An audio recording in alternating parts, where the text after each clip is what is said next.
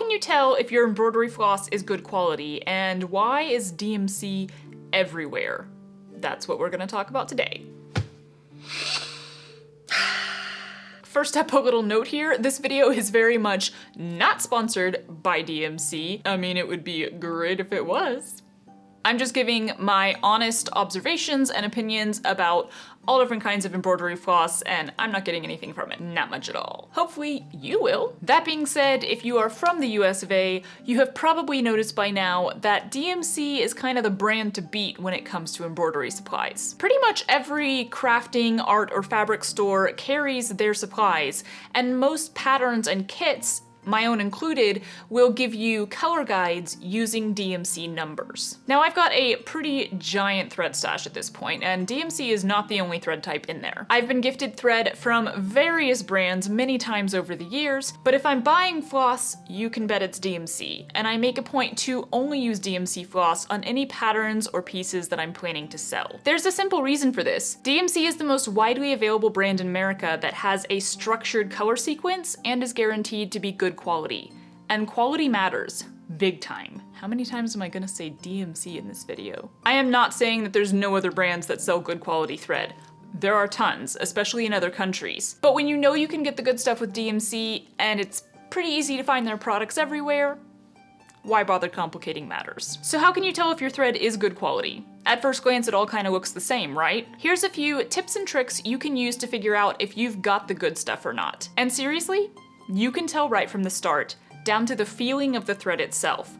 Good quality thread will feel different than low quality thread. But that's just a bonus tip. Number 1, separating your threads. Yeah, believe it or not, you can often tell what the quality of the thread you're using is right from the moment that you start separating out the strands you're gonna be sewing with. Now, this isn't a hard or fast rule, and it definitely doesn't affect every thread every time. Sometimes my DMC floss will get tangly when I try to separate it as well. But generally speaking, a good quality floss will separate much easier than a low quality one. The fibers of a lower quality floss will tend to get stuck to each other more and become twisted or tangled when you're trying to separate them. I'm guessing because each strand isn't as smooth and well twisted together as a higher quality one, which is also why you can feel a rougher texture when you just feel the thread itself. However, I am no expert. This is just what I've observed. In fact, while filming for this video, I separated numerous strands of floss from several different brands, and actually none of them tangled up on me, so I kind of gave up on it.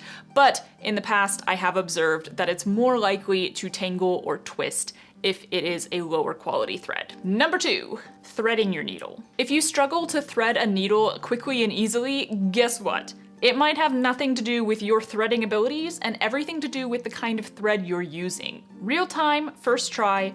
This is how quickly I can thread an appropriately sized needle with 3 strands of DMC floss. And not to brag or anything, but I can generally thread this quickly in a moving car and even during takeoff on an airplane. It's just not that hard because the fibers at the end of the floss stick together when slightly wetted and can be scraped into a very flat, straight line. Now here is what threading the same needle with 3 strands of non-DMC floss looks like. I'm not gonna say what brand this is because I'm not here to diss any specific company, but you can already see that the fibers on the end are sort of going all over the place, and even when I wet them like I did before, they don't want to stick to each other. I can't get them to make a flat line, so it's way harder to get them all through the eye. I'd say this is the number 1 way to tell if your floss is low quality. Number 3, knotting. I'm not talking about the knot that we tie in our thread on purpose here, but we have all experienced the delightful knotting and tangling that happens as you sew. Knotting happens with any type of thread, no matter how good the quality is, but you may notice a difference if you're using a lower quality thread. Because DMC floss or any high quality floss is much sleeker and the fibers are more twisted together, even when I do get a knot, I'm usually able to just give it a gentle tug and it comes out really easily. But I noticed the other day while sewing a piece with some lower quality thread that not only was I getting way more knots, but also every time I got one, it wouldn't come back out. I had to cut the thread and start over so many times. I was trying to figure out how I would film getting a knot because that's not something that like you can force to happen. It just kind of happens naturally whenever it wants to. But I started sewing some stitches for the next segment of this video, and literally 3 seconds in, sewing with the lower quality floss, I got a knot. And then I continued to get a knot on every single stitch that I did with that thread. In comparison, the sections that I did with the higher quality floss, I only got 1 knot in that entire line of stitches, as opposed to 1 knot for every single X. So, does it make a difference? It definitely does. Number 4, fraying edges. Okay, so you've been sewing for a bit and you've noticed that the ends of your thread where it goes through the needle are kind of frayed and softened now. Again, this will happen with every kind of thread, every brand. It's really just from the consistent motion of pulling it through the fabric over and over again. A rougher fabric like Aida or a weaker thread type like wool floss will fray more. That being said, you will generally see a lot more fraying on a low quality floss. So I cut 4 different pieces of thread here and then sewed the exact same number of stitches on Aida with all 4 of them. 2 of them are DMC thread, 2 of them are lower quality. With the 2-strand threads, this one right here is DMC, this one is the non-DMC brand. You can see that there is a lot more fraying on the lower quality thread. In fact, one of these threads here on the DMC one looks like it hasn't frayed at all. On the contrary, the other 2 I used 3 strands of thread, which is a little thick for this tight of an Aida weave. And you can see that both of them are fairly evenly frayed. The interesting thing is that the non-DMC thread sort of frayed apart from itself. It like spread out and became more twisted, whereas the DMC sort of softened and frayed into a point, so that it's actually kind of hard for me to separate the threads. An interesting observation. I don't really know what that means. Again, it probably has something to do with how sleek the fibers are and how well they were twisted together at the beginning. That's kind of my go-to answer for why high quality threads are better. Number 5, coloration. Is that even a word?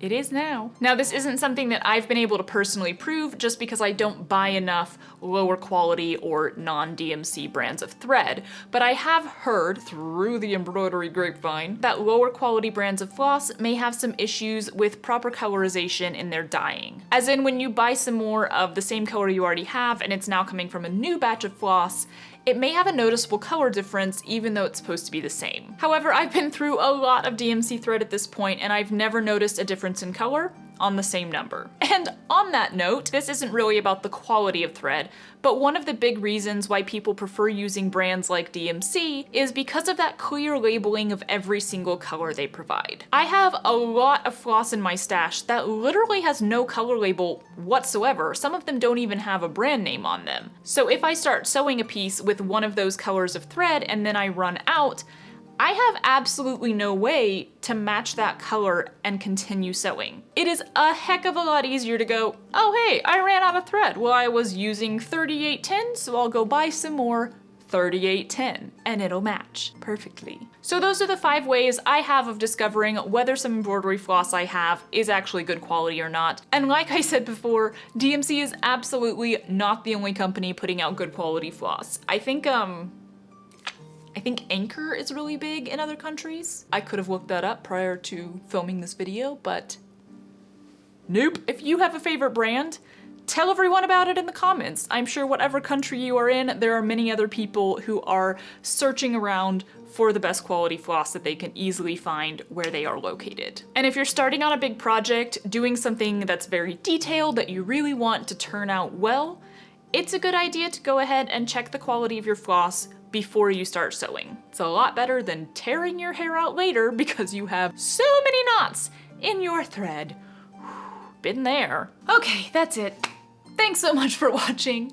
If there are other tips and tricks about embroidery that you'd love me to delve into or you'd like to know about, please do let me know in the comments. I really do pay attention to your questions and I jot them all down. If I'm getting a question a lot, and by a lot I mean like 2 or 3 times, then I do look at what kind of video I could make to help you with that question as you move forward in your embroidery journey. So, I'm gonna go now. Have an absolutely beautiful day, and I will see you later.